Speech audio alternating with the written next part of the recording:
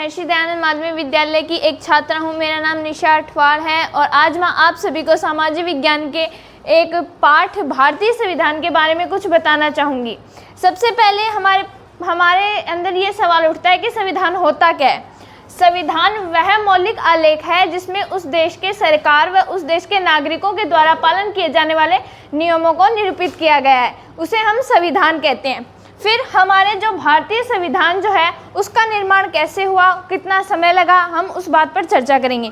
सबसे पहले भारतीय संविधान के निर्माण हेतु भारतीय संविधान की प्रथम बैठक 9 दिसंबर 1946 को हुई। 9 दिसंबर 1946 को हुई और उसके बाद में हमारे संविधान का निर्माण शुरू हुआ और लगभग 2 साल 11 महीने और 18 दिन के बाद में हमारा भारतीय संविधान बनकर एकदम से तैयार हो गया और जिसके बाद में 26 जनवरी 1950 को हमारा भारतीय संविधान संपूर्ण रूप से भारत में लागू कर दिया गया। उसके बाद में आता है कि हमारे भारतीय संविधान में कितने अनुच्छेद व अनुसूचियां हैं।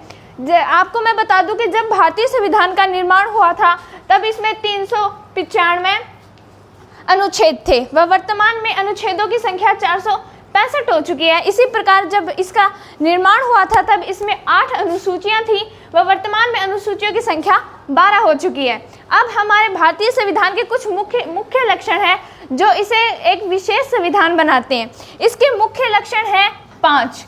सबसे पहला आता है हमारा संघवाद। संघवाद का मतलब होता है कि देश में विभिन्न प्रकार की सरकारों का होना संघवाद कहलाता है। हमारे देश में 3 प्रकार की सरकारें हैं, केंद्र सरकार, राज्य सरकार और स्थानीय सरकार। ठीक है। उसके बाद में दूसरा जो लक्षण था वो था संसदीय शासन पद्धति। मतलब जितने भी स्तर की सरकारें होंगी सभी स्तर की सरकारों का चयन वोट डालकर होगा और वोट डालकर ही वर्तमान में हमारे सारे जो सरकारें है वो वोट डालकर ही चुनी जाती है।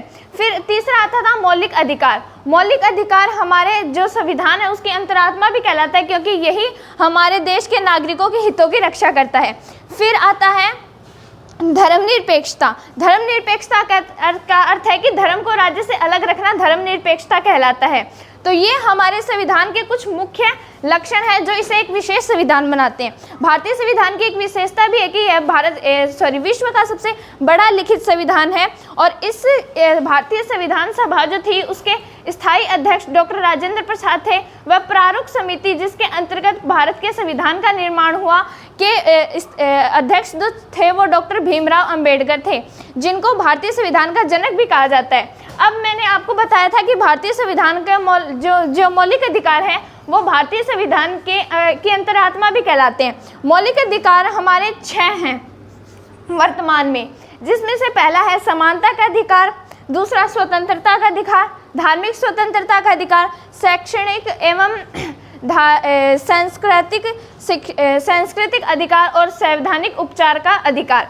इस जो लास्ट जो हमारा मौलिक अधिकार है संवैधानिक उपचार का अधिकार, इसके अंतर्गत हम हमारे सभी मौलिक अधिकारों की मांग कर सकते हैं अदालत के पास जाकर और हमारे इन मौलिक अधिकारों को हमसे कोई भी नहीं छीन सकता, न ही देश की सरकार और न ही हमारे माता पिता। कोई भी व्यक्ति हमारे इन मौलिक अधिकारों का हनन नहीं कर सकता और ये देश के प्रत्येक नागरिक के मौलिक अधिकार हैं। धन्यवाद।